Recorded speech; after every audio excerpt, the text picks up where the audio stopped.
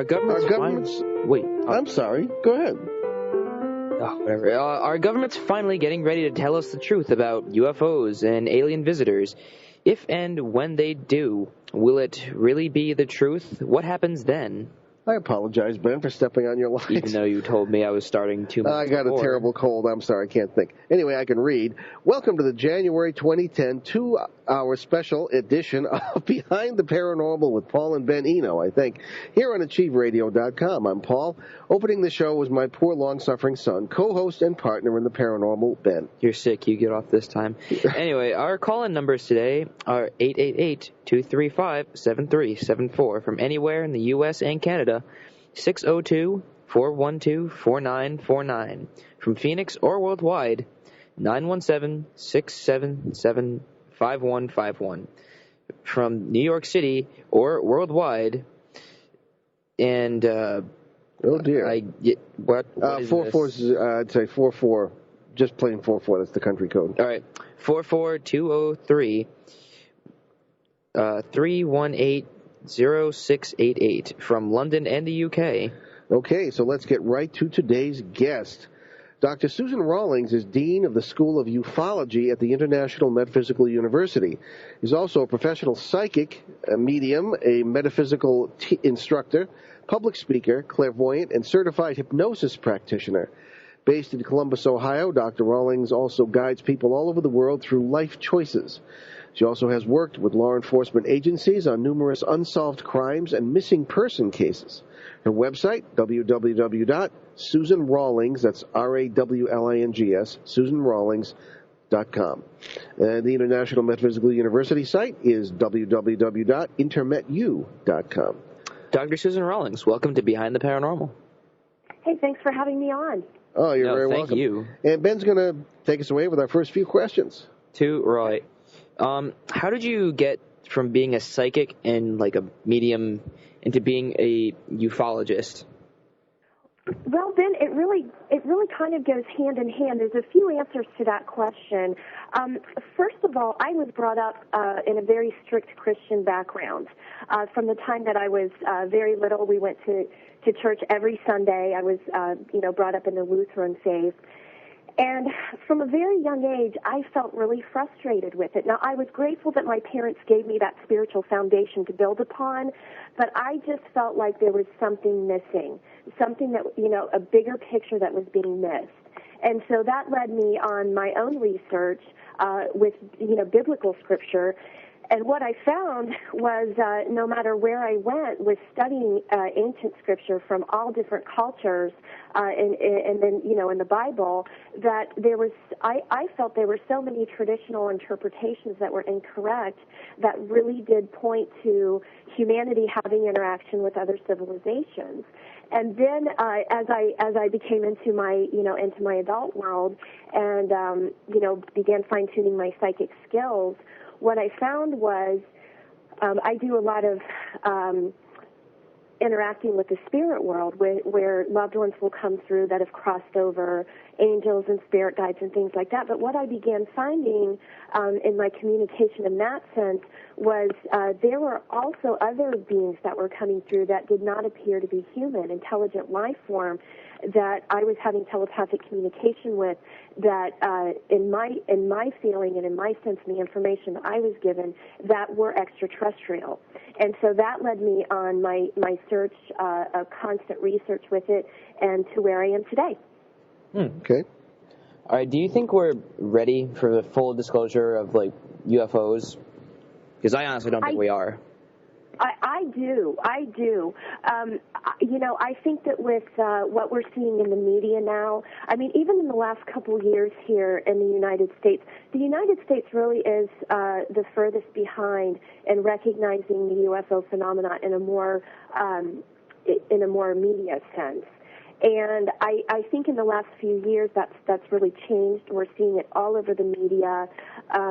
Some of the movies that are coming out, I think is also preparing humanity for disclosure of the truth that we're not alone.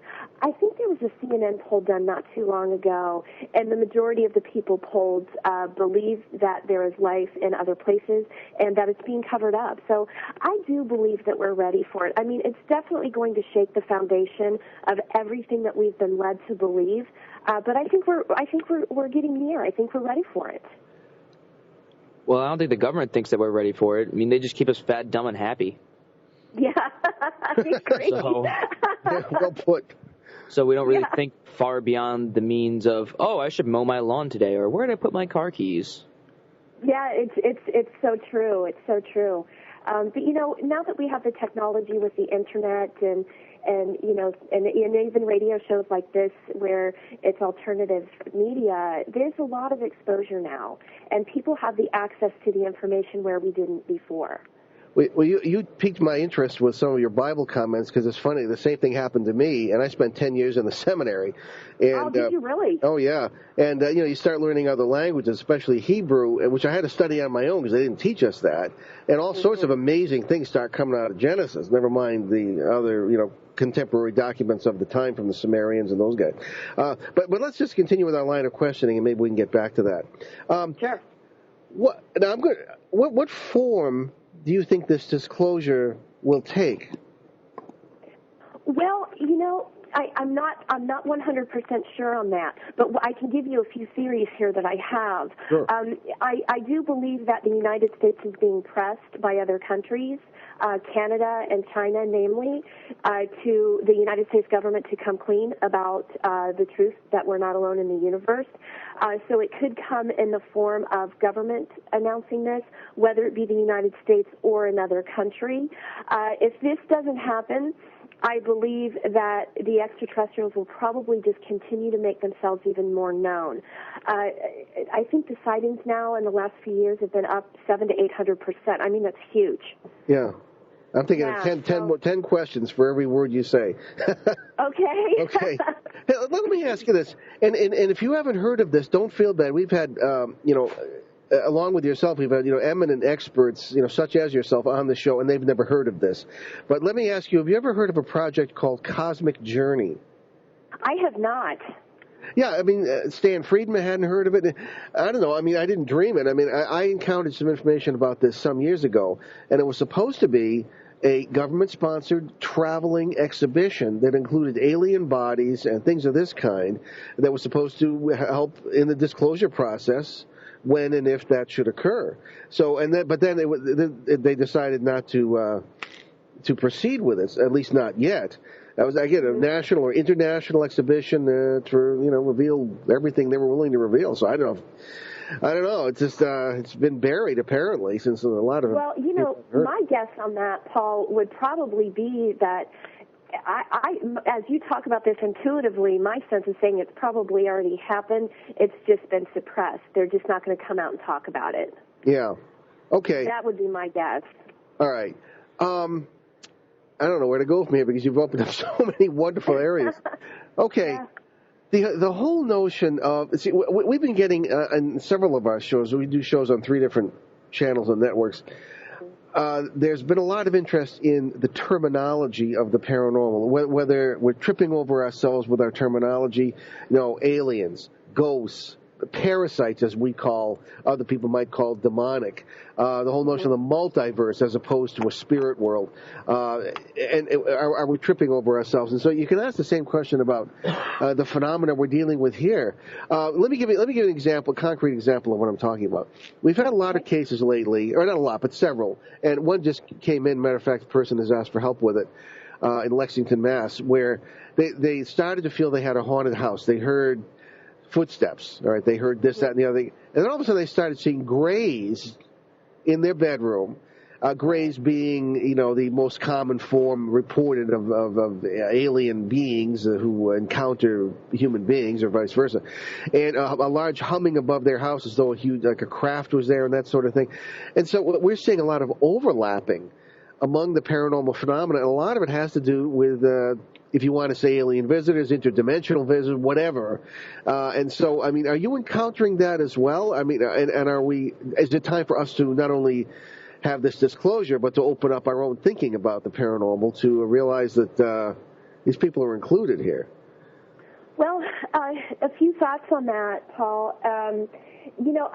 With my practice as a psychic medium, I mean, this really all goes hand in hand when we lump it into a category. But in my experience as a psychic medium, I have a full-time practice, and I do this all day long, every day. I have found in the last couple of years that people are becoming more spiritual. They're becoming more psychic. They're becoming more sensitive. And it's almost like it seems as though the veil is lifting between the worlds. And that could be why we're having so much more paranormal activity, why we're having so many more UFO sightings and contact experiences.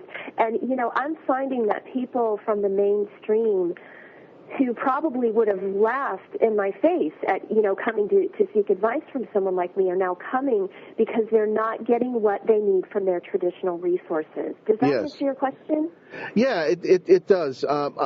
We've had a number of people on the show, particularly Dearlon, who's talking about 2012 and the various energies that may result from this. And regardless of what you believe about 2012 or what will happen, there is no doubt that there are astronomical events of significance going on. One of them, of course, is the tremendous increase in electromagnetic energy that seems to be pulsing through the galaxy or this part of the galaxy.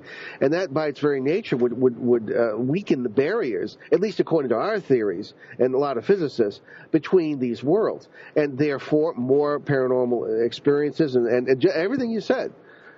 So, I think we're already in the thick of it. I think we're already experiencing the effects of it. That's my opinion about it. Yeah, the thing with 2012 is that's supposed to be the height of it. Now, again, what that will mean, if anything, is another issue. But I see, and I think Ben would probably agree with me, that we've got people are more afraid. A lot of negative things are happening too. We're seeing explosion of what we refer to as parasite phenomena.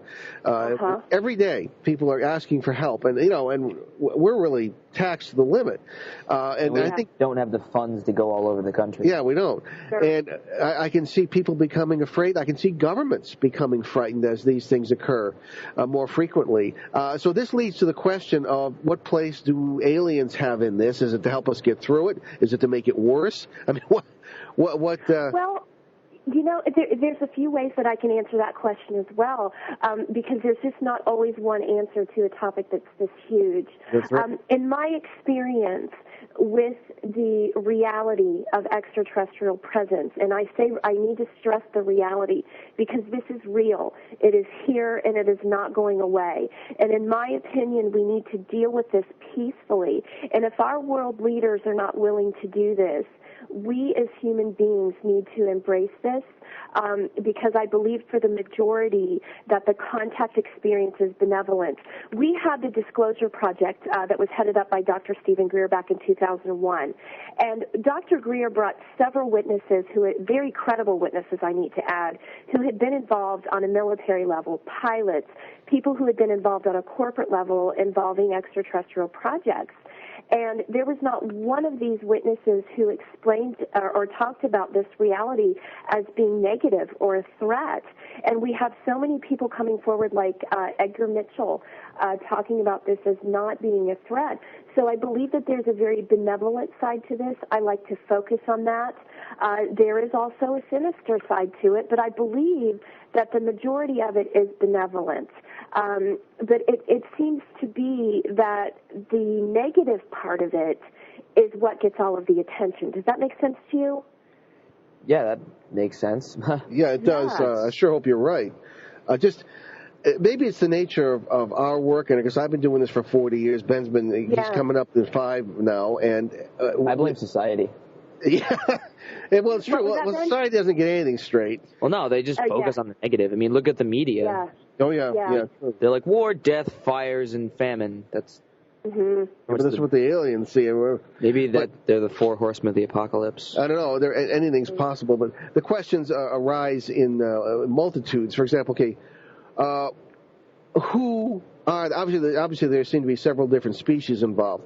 What makes me nervous is that the same characteristics that a lot of these parasites have seem to be shared by some of these aliens. And the example I use is when Bud Hopkins and I were speaking, Bud Hopkins being the alien abduction expert extraordinaire, sort of, we spoke at the same conference, and we sat down, and he showed me an album of various wounds that had been inflicted on people through alleged abduction experiences. And I said, my gosh, that's the same thing, almost exactly, that I will see in many poltergeist cases. So, I mean, what exactly is happening here? And I think we are, regardless of what the governments tell us, I mean, do you think they might be just as much in the dark as we are about the fine print here? Yeah, I think they know a lot more than what they're telling us. I don't believe that they're completely in the dark. I believe that they know a lot more than what they're telling us, and that would be how I would answer that question.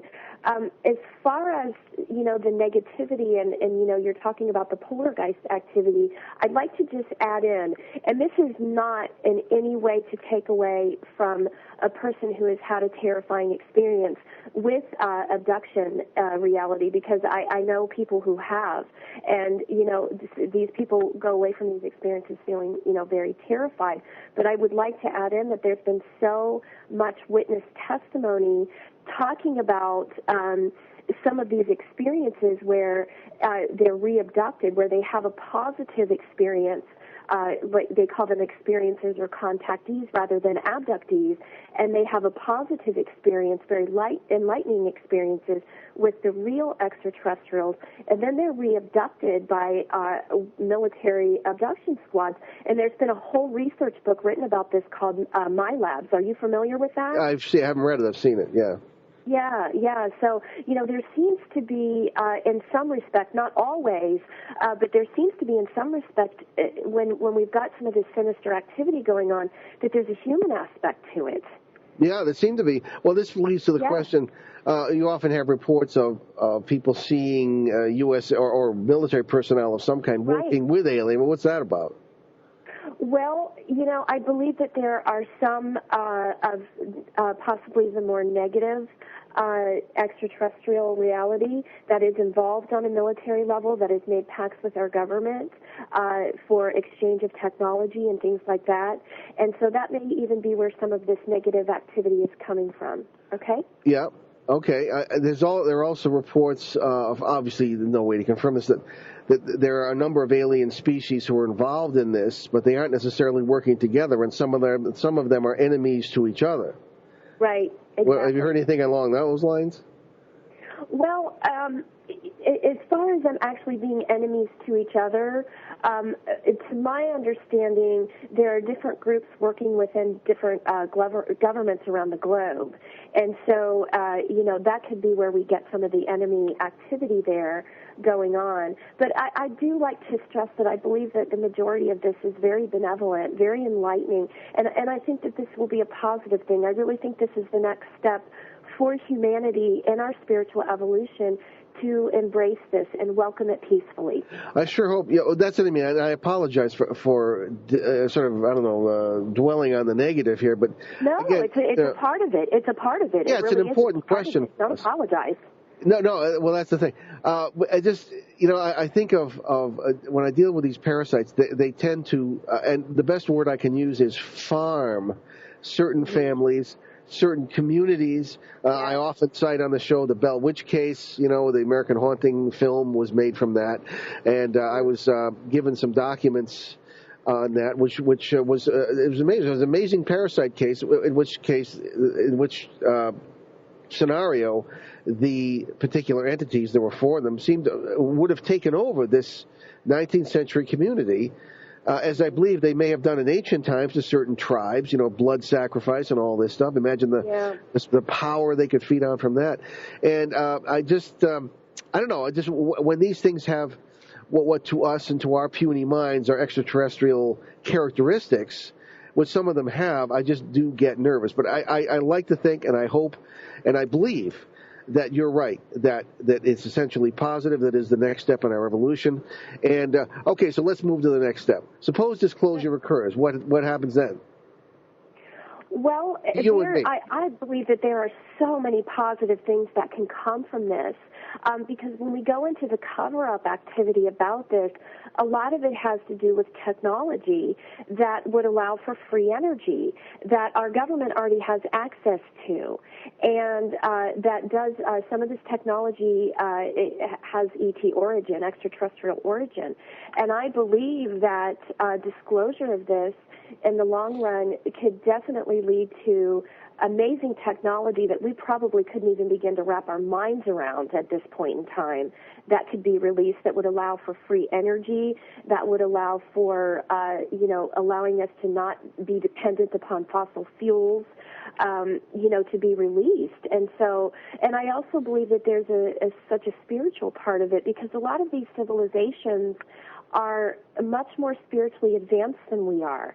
And so I believe that there's an uplift in spirituality with this.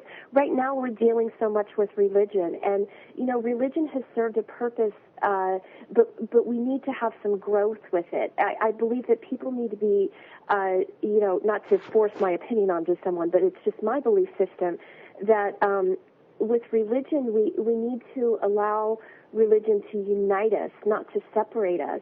And when we begin to realize that we all have that connection to the divine, to the Creator, whoever it is that you talk to, it's very uplifting spiritually.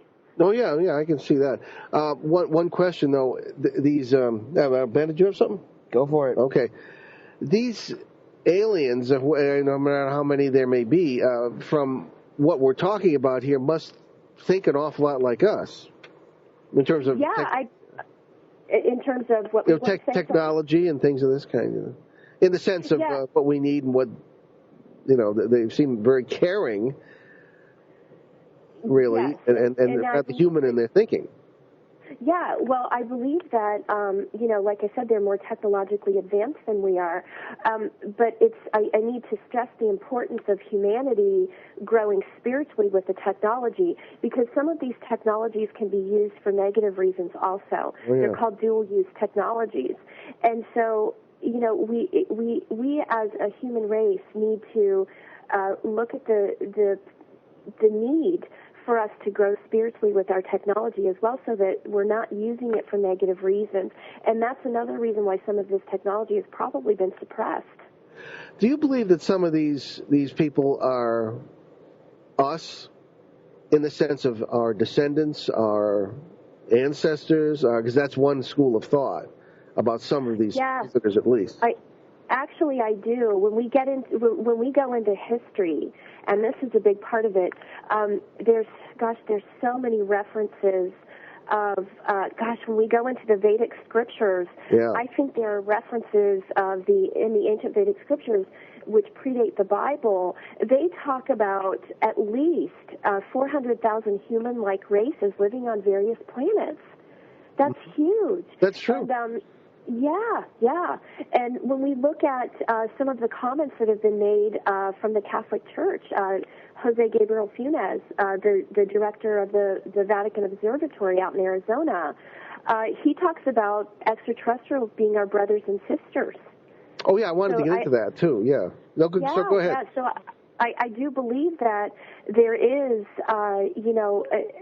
that perhaps they really are our brothers and sisters. When we talk about these different human-like races, that are so similar to us, just in different places, I believe that there is an aspect of that to the possibility that they are our relatives. And some people even believe that they've had a hand in genetically modifying us, or if you will, upgrading us. In the Sumerian texts, I'm thinking of Ninlil, the mother goddess who was thought of.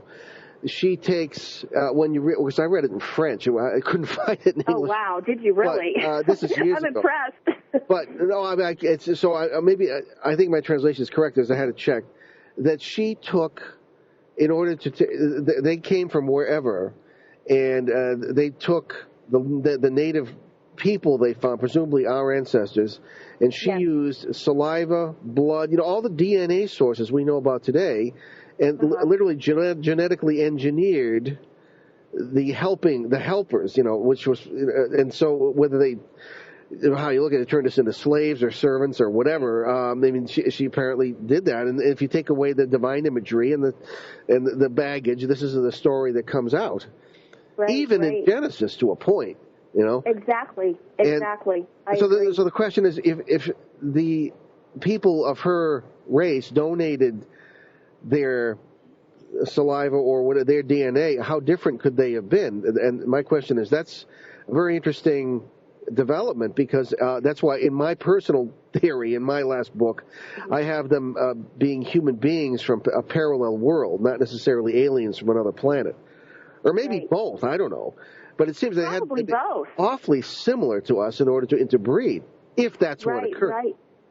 Right. Well, there's even talk in Genesis of, the sons of God coming into the daughters of men. Absolutely. And so I'm afraid I have to interrupt you, Susan. We're coming down to our break. But let's pick this up after our break. And, again, you're listening to Behind the Paranormal with Paul and Ben Eno on AchieveRadio.com. It's our 2-hour monthly special, and we're talking with Susan Rawlings, the head of the Ufology department at the International Metaphysical University. And I apologize for my cold. I'm not talking right today, and poor Ben is being very patient. So stick with us after the break. We'll be back, and we'll continue to talk about alien visitations, UFOs, and all aspects of that. Stay with us.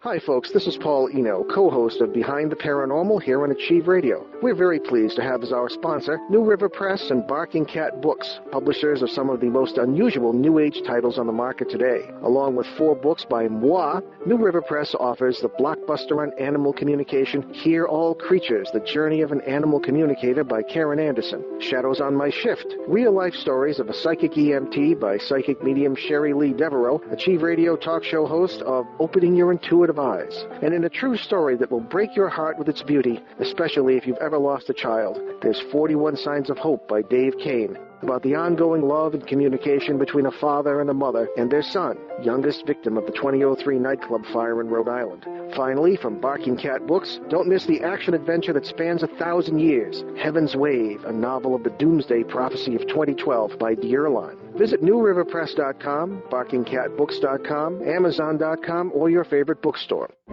Hidden deep within you is an unstoppable power. If you want to deepen your relationships, supercharge your productivity, and enjoy more life energy than you've felt in years, then visit LetNothingStopYou.org to learn more about Secrets of Being Unstoppable by Guy Finley. This new audio program will give you the knowledge you need to enjoy the happiness and success your heart longs for. That's Guy Finley's Secrets of Being Unstoppable at LetNothingStopYou.org.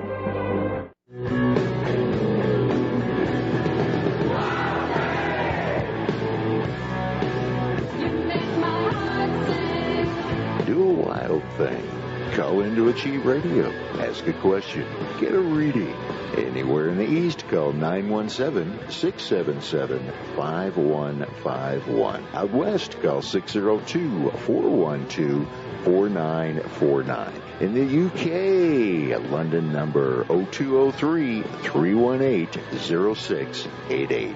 Toll free in the United States and Canada, 888-235-7374.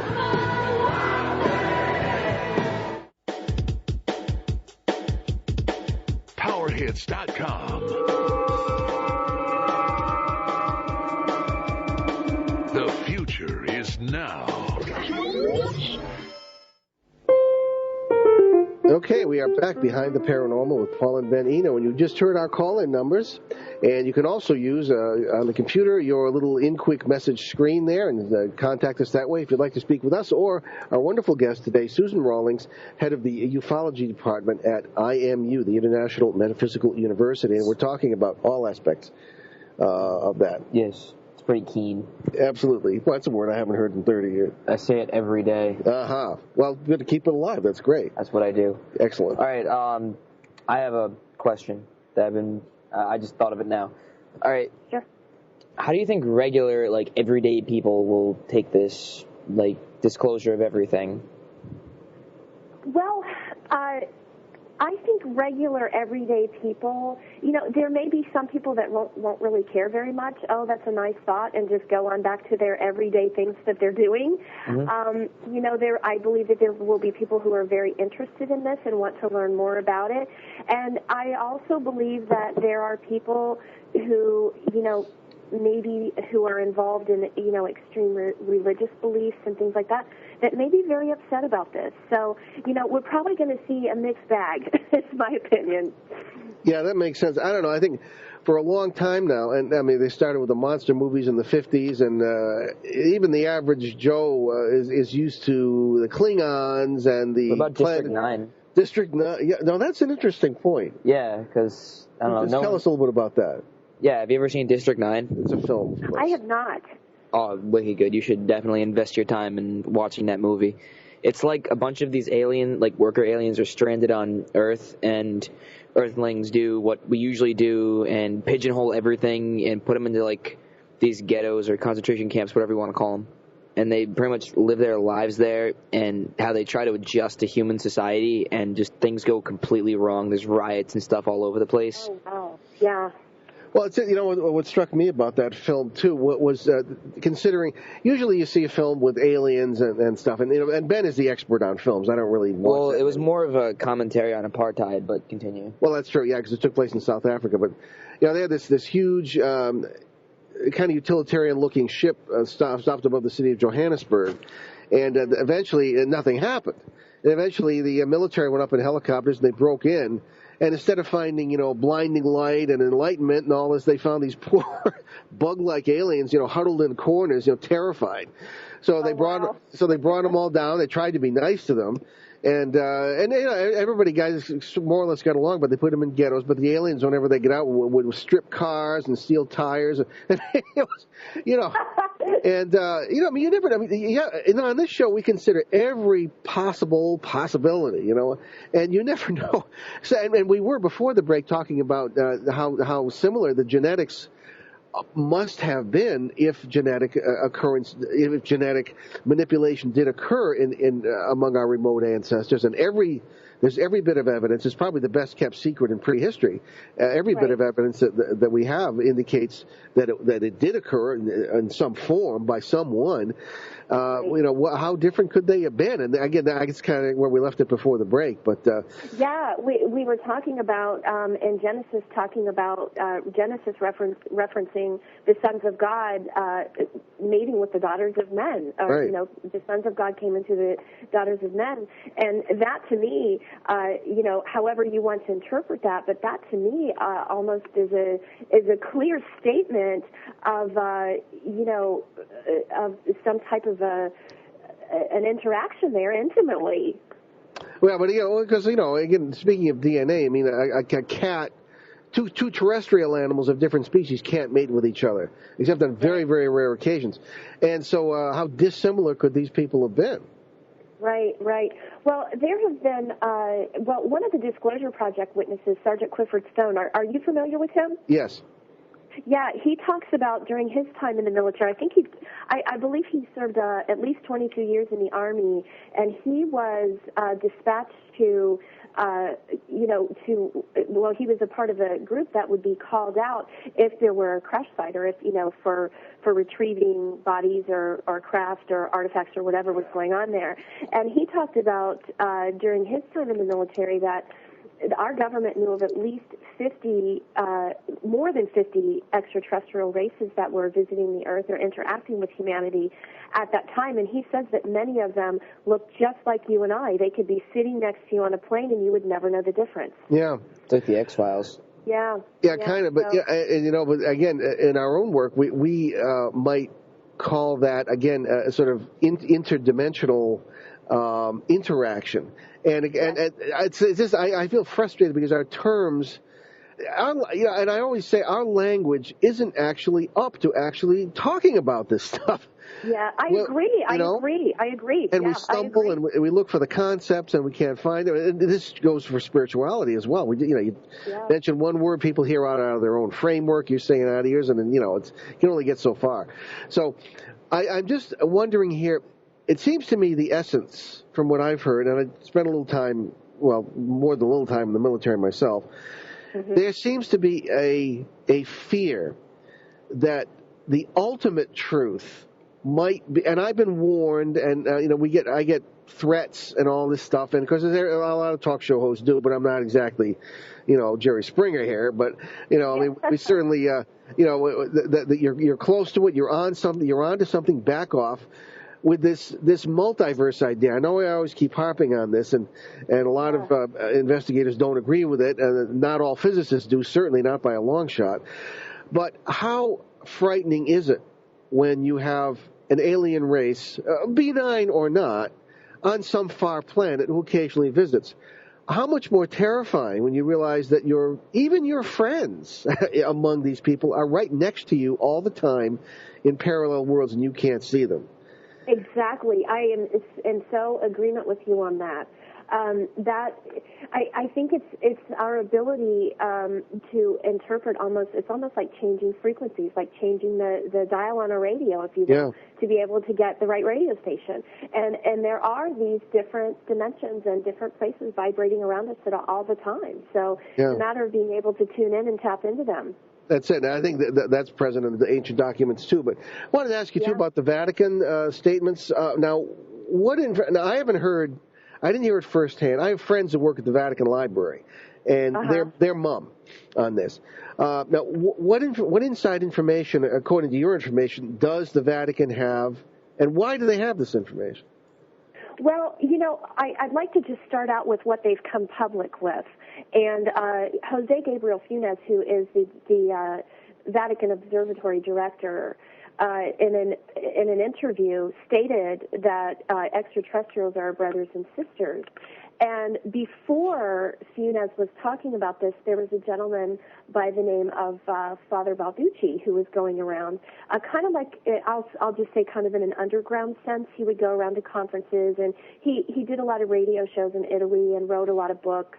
And I actually had the privilege to meet him and hear him speak when he came to the X conference a few years back before he passed away. And he, in my opinion, would have had to have permission from the Pope to be able to talk of something of such a controversial nature. I know I can't prove that, but that would be my sense about this. But he was saying the same thing as Jose Funes, that, extraterrestrials are our brothers and sisters. It's not a threat, that we need to embrace this. Jose Funes also went on to say that, believing that the universe may contain alien life does not contradict a faith in God, because they are still part of God's creation. And he also went on to say, and this is part of why I believe that this is more benevolent. He went on to state in that interview that extraterrestrials would even be free from original sin, remaining in full friendship with the Creator.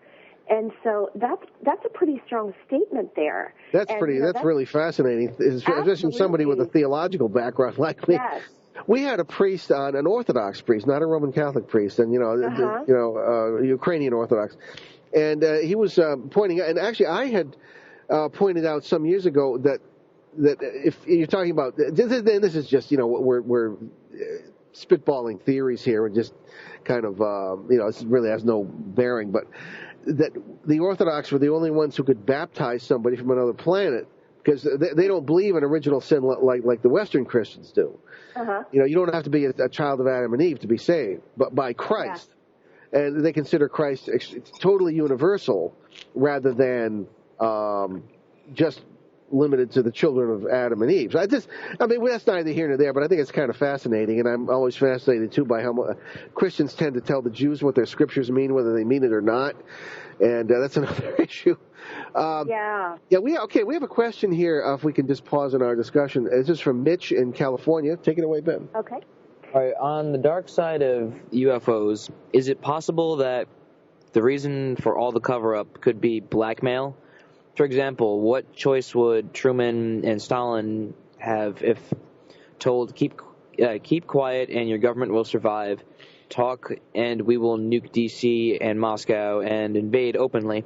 Perhaps the missile silo events and military base events are ongoing shows of force. The why is the whole different question. Yeah, so kind of a more negative approach here, yeah. Yeah, that's kind of a fragmented question there, but I'll do my best to try to answer that. I do believe that, world leaders have been contacted by extraterrestrial civilizations.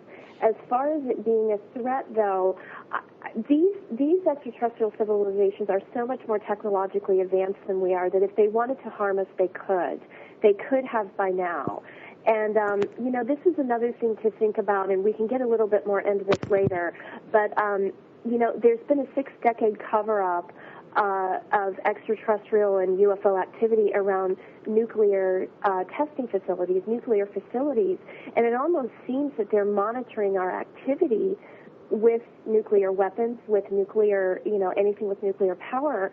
And there have been so many witnesses that have come forward that have talked about, that have been involved in these nuclear testing facilities and whatnot, that talk about the UFOs completely interfering and shutting down these testings, like completely interfering with the electronic systems and things like that. So if they wanted to harm us, I think they probably could have way by now. Does that answer the question?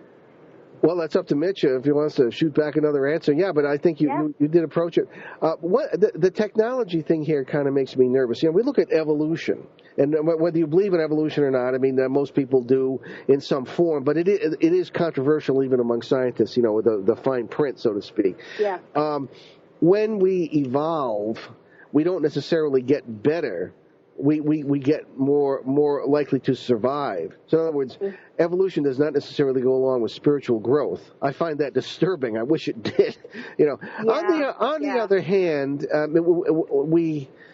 we do tend to we live, I think, in a very this may sound like a funny thing to say, but compared with some of our previous societies, I think we live in a rather compassionate world right now. People are able to help each other. So we have the technology, we have the communication to do that, I think that's something. But the aliens or whatever groups there are who are spiritually advanced, I would find that very reassuring. And but I don't think it's because of their technology. It's probably in spite of it. What say you? Yeah, I would have to agree on that. Yeah. Now, let's. We were going to ask you too. What have you yourself ever had a UFO experience? I have. I've had a few, and I can't say for sure because you know how those things go. Yeah. But in my heart and in my to the best of my intuition, yes. Now, it didn't really start to happen until recently in my life. There was an experience that my husband and I had while we were driving together where what appeared to be a very bright green light just came right down in front of our car. And, this could even very well be an interdimensional thing because it appeared to be that my husband and I were the only ones that saw it because I slammed my brakes on. I thought I was going to hit it. And my husband and I both, went back in our seats and held onto the doors, and no one else put their brake lights on. That was one experience. There was another experience that I had when I was driving again, and I had since learned, from my C-STUDY training that if you, C-STUDY is the Center for the Study of Extraterrestrial Intelligence, where my husband and I took a week-long training with Dr. Greer and his group where they teach you how to interact with spacecraft, with extraterrestrials, and how to actually vector them in so that you can communicate in a peaceful way. And so after that experience, I was driving down the highway, and I saw what appeared to be a silver disc-like craft traveling at enormous speeds through the skies, and then it just disappeared. And so in my mind, which you can do this, and I recommend anybody who has a sighting, as long as it feels safe and it feels peaceful, to interact, because there's a reason why they're making themselves known to you. And so in my mind, when it disappeared, I just, quietly in my mind said, if this is real, if this is what I think it is, please show me yourself again. And it wasn't just a few seconds that went by. It came right back, enormous speeds, and disappeared again. There was another, well, there's a few more that I have that I can talk about. And I'll get to the sea study, because that was a tremendous experience for all of us involved with our group there. But there was another interaction that I had actually just last year at the UFO Congress conference in Laughlin, Nevada, with a gentleman named Ed Grimsley. Have you guys heard of Ed Grimsley? Yes. Yep.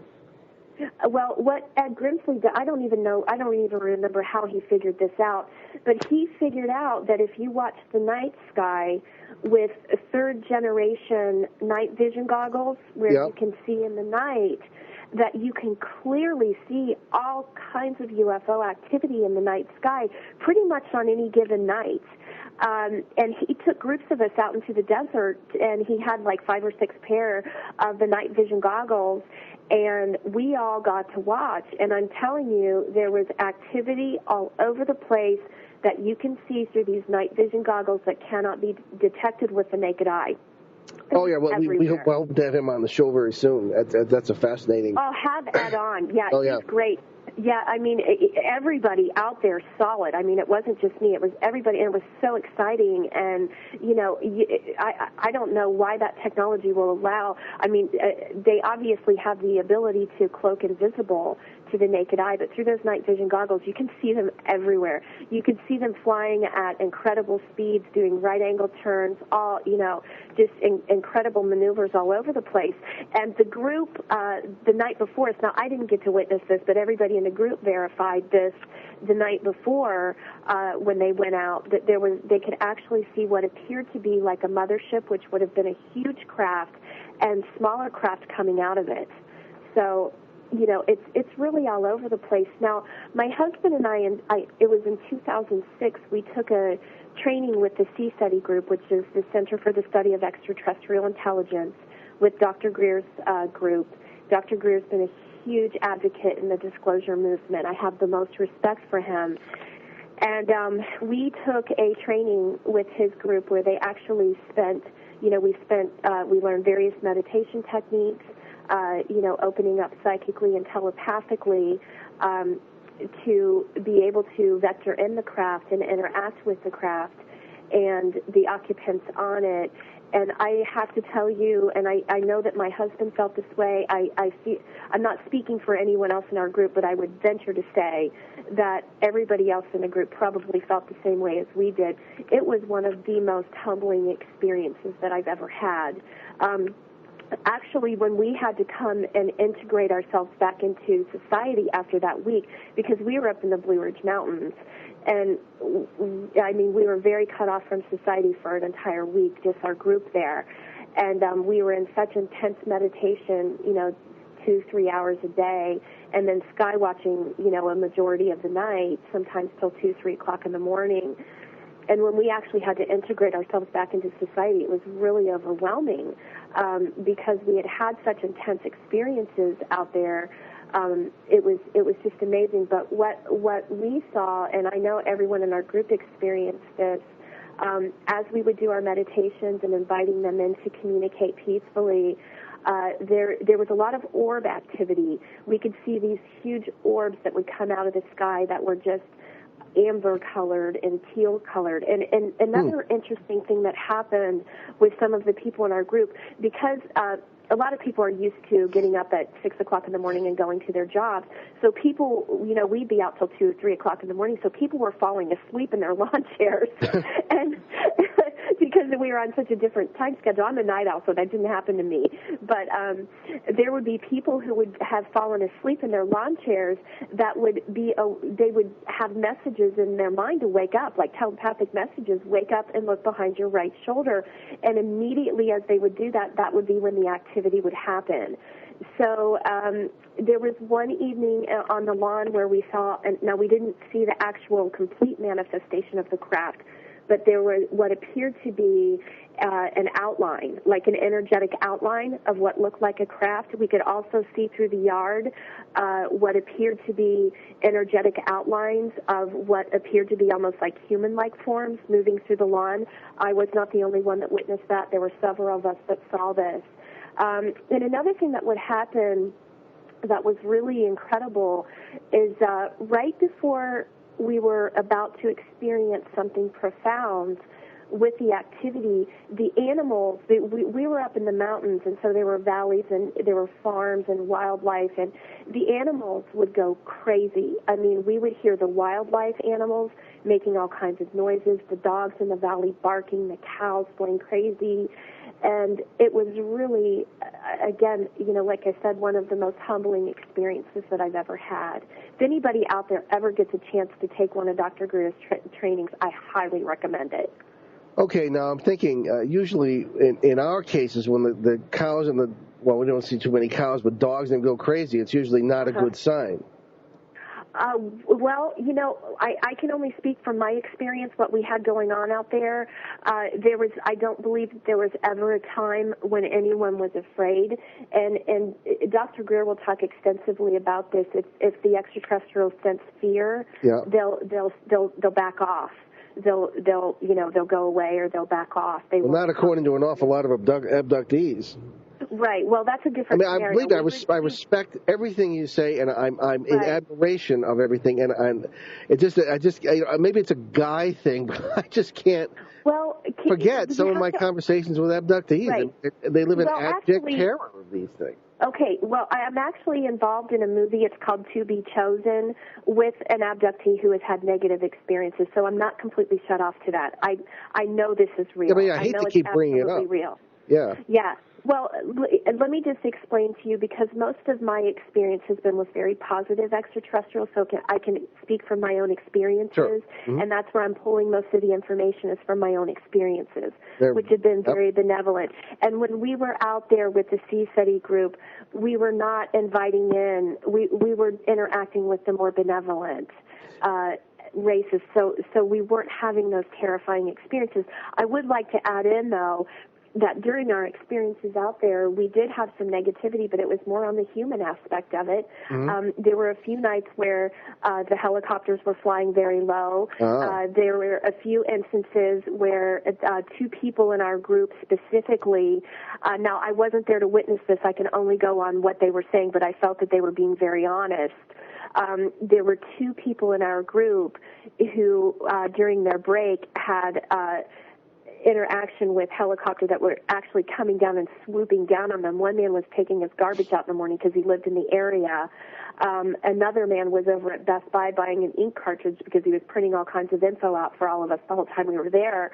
And, they were swooping down on him in a very harassing, menacing way. And so we did have some negative activity out there, but again, it was more on the human aspect of it. Interesting. Okay, but we have another question from Mitch here, which Ben is going to read in a minute. But I just had another. There was someone who was a witness to the Hudson Valley UFO flap some years ago, and he wrote into us, and he said we'd done some coverage of that with Phil Imbrogno, who is an expert in that subject. Yeah. And this particular listener, wrote in and said that he saw one of these craft. He was on his way into his home from work, and he happened to look out, and there it was. And then went behind a tree, came back out, and he said that he felt that he was being tested. That's the word he used, tested. And that's stuck with me. How did you feel when you were seeing these things? And do you ever have people who say they feel they're being tested, or some other feeling that wouldn't usually occur to me anyway in these situations? Well, the way that I can answer that, I will say that when I had the experience with the Silvercraft when I was driving, I did feel like, I can't say I felt like I was being tested, but I almost felt like it was an invitation to communicate. And, you know, another thing where I was headed, where my destiny that day, or my destination that day, I was going to a convention where I was giving readings. It's called the Universal Light Expo here in Columbus. It's a huge convention. And, you know, so that was my destination that day. And, you know, so it was a very, very spiritual experience. It's a very spiritual conference. And so I felt like that was almost like an invitation to communicate and to interact. Now, I do know that there are some people that I've interviewed and witnesses that have experienced telepathic communications where they're actually told, go out to this area at this certain time, and then they have the interaction. Yeah. So, yeah, so I would recommend to people, as long as you feel that it's a peaceful and safe thing, to, you know, telepath if you can. Telepath if you can. But again, I am not in any way trying to take away from someone who's had a terrifying experience. My heart goes out to these people that have had these things happen. I can just pull from my experience, which has been very benevolent. Yeah. So I want to make that clear. Well, that's good. Well, we always tell people whenever when it's any entity whatsoever, you know, don't always believe it. Every entity in my book is guilty until proven innocent. But very often people say, well, it's an ancestor, and it turns out not to be. But then again, if you feel in your heart, that's the bottom line, that you are comfortable, that this is benevolent, and none of your instincts tell you otherwise, then I say, well, that's a good step toward learning. You should probably might have something benevolent here. But right, and a lot of people will talk about when they have these sightings. Like Dennis Kucinich talked about that in the Democratic presidential candidate debates. Did you see that? No, I missed that one. Yeah, oh my gosh, it was great. Shirley MacLaine had written about Dennis's experience in her book that was published. I think her book was called Saging While Aging, or Aging While Saging, or Saging While Aging, I think is what it was. Yeah. But I'm sorry, I have to interrupt. We're coming down to our break again. Okay. Here's Susan, we'll be right back. We'll pick up, and stay with us. We're Behind the Paranormal, Paul and Ben Eno on Achieve Radio, talking to Susan Rawlings. Don't miss the rest of our show.